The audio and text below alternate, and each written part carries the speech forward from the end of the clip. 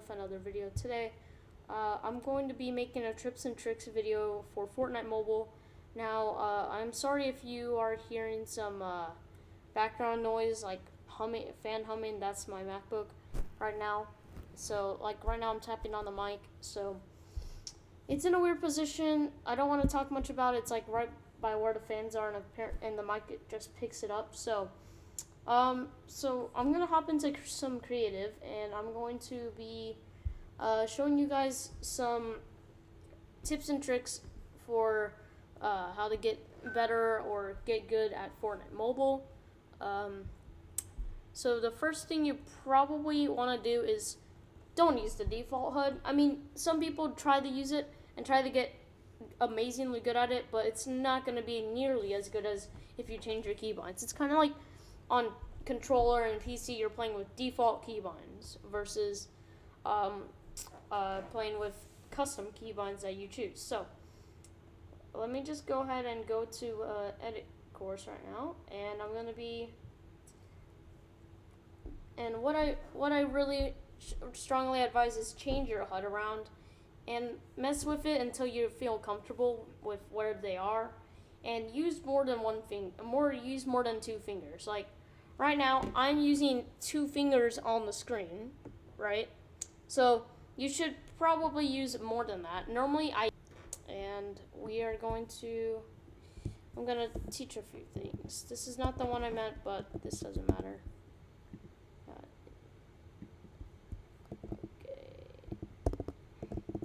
Alright, we are in this map, and one thing I really advise to is to get used to the joystick if you haven't already. And you should turn on edit on release and play with sweats. Like you should, well, I take that back. You should play with sweats, but if you're just starting, you should practice like editing and playing with friends that may be worse than you or about the same as you. So what I do is I usually go to creative fill, like to warm up. So you should always have a warm-up routine if you're gonna get on. It doesn't have to be like amazingly long or anything like that, but you should have some sort of warm-up routine, so that way you can get at your peak really fast. Or else if you don't warm up, you may not do as good, your shots might not be as good. So that's one thing to consider. And getting used to your movement really comes in handy, because you gotta keep walking, you gotta run around, make sure that you don't get shot at. But controller, switch, like inputs that have a joystick, like mobile, switch, console, PC with controller, mobile with controller, etc. You can do something called 360-degree movement. If you've heard of it, great. You probably don't need what I'm about to say. But if you haven't heard of it, it's basically where your character can move a full 360 degrees. So I'm going to try to explain it in the easiest way possible. And so basically, you have a joystick. You can move all 360 degrees. On PC, you only have 8 directions. You have up, down, left, right, which is WASD, but then there's also like bottom left, bottom right, top left, top right. So those are like pretty much the only movements that are possible on PC, unless if you use double movement bytes. But by default, you can't move your character in all 360 degrees. So that's one thing to know. What else? I usually try to overlap some of my buttons on where my fingers already are. So I try to keep your buttons close or on where your fingers are resting. But your fire button, I'd recommend to like be somewhere where you can easily reach, but not where be somewhere where you can reach, but at the same time, don't hit it like by accident. Like back in the day when I was starting Fortnite Mobile, I kept hitting the fire button all the time, and sometimes I would hit the pickaxe over here. I still do that sometimes, but it happens less now. One other thing you should probably do is change the sizes. Not only can you put where your buttons want to be, but you should probably make them bigger if they're hard to reach, but they're in a comfortable position. Which is where all my buttons are. They're all conveniently placed for where my fingers are. They're optimized for where my fingers are on the screen, which is why I think my HUD is working just fine for me. I definitely tamper with your sensitivities. If you feel like you keep missing your edits, you either need to, and you keep like if you no matter how hard you try, you keep missing your edits or your edits are too slow. Turn up your sensitivity. If they're too fast to where you can't control, like you miss like 90% of the time, I'd strongly recommend to change it to where you can actually fast enough to where you can spin around and edit fast, but at the same time, not too fast to where you can't control it. So you can see I'm practicing diagonal movement. My joystick is like up here. I'm not sure if you can see, but I'm basically going in this corner. If I can go to that corner. Yeah, so that's called diagonal movement. So you can see I'm doing it here. You can see it's basically where I still move straight, but I go at the same speed. You can see. So I'm gonna go into this medium edit course and talk a little bit more. You should also put some building binds where you think they're necessary. On the quick bar slot, which is like this whole thing on my left side where my builds are and stuff, you should try to make it big enough to where you can hit it with your finger comfortably. And sometimes it might be easier for you to have an extra build button. Like I have a extra pyramid button on this side. Helps me put a pyramid when I'm doing retakes and whatever stuff. So that's definitely a plus. And also your vertical sensitivities matter a lot. So I just try to find a sensitivity that's good for you. But that's pretty much what I gotta say. So let me finish this edit course. You can see I'm taking my time on the edits. Oh yeah, one other thing, you might have seen this little thing in the middle of my screen, that like the little button, like my crosshair looks a little bit different.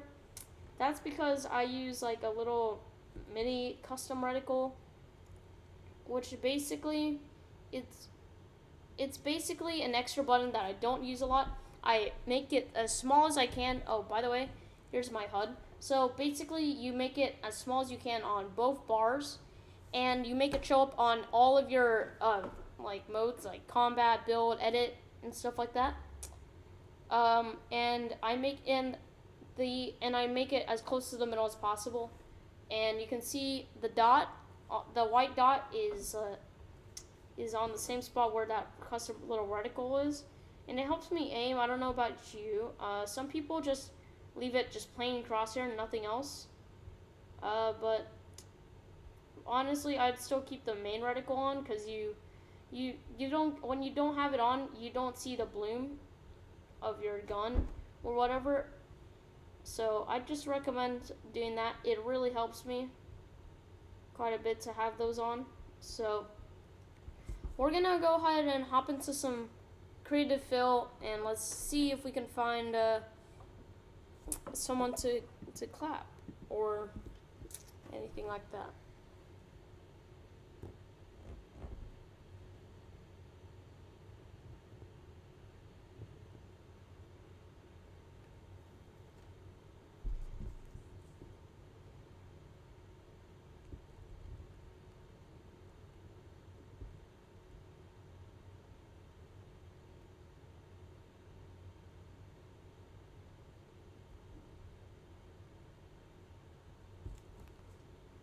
Alright, so we're in this map.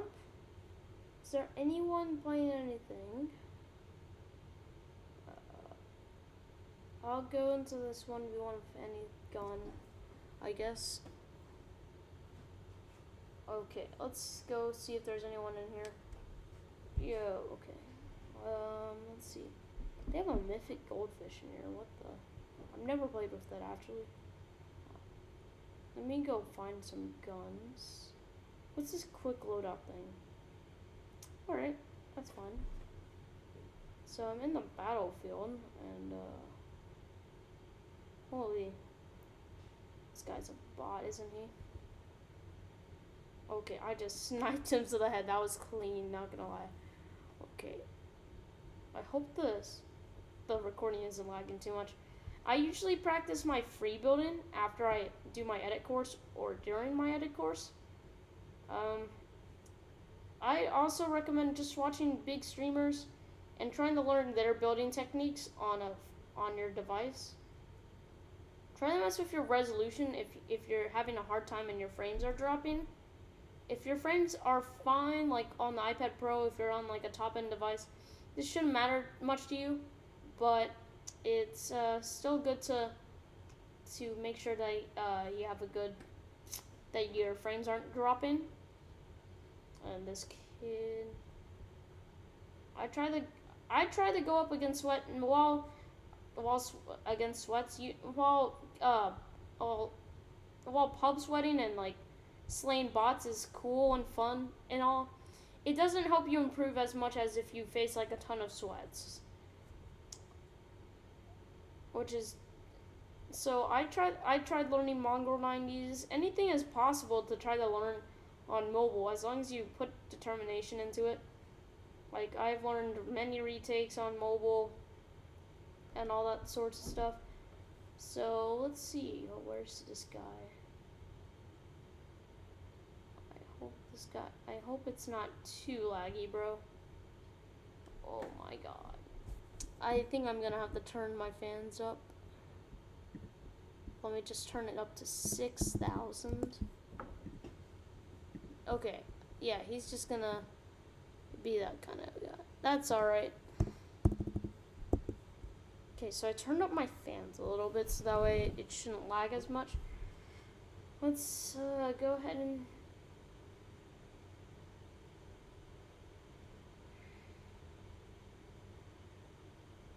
Okay, I'm gonna go ahead and go into this box.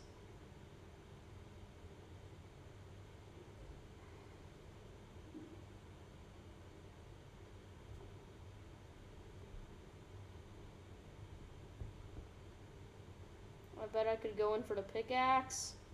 Or not, bro. Oh my god.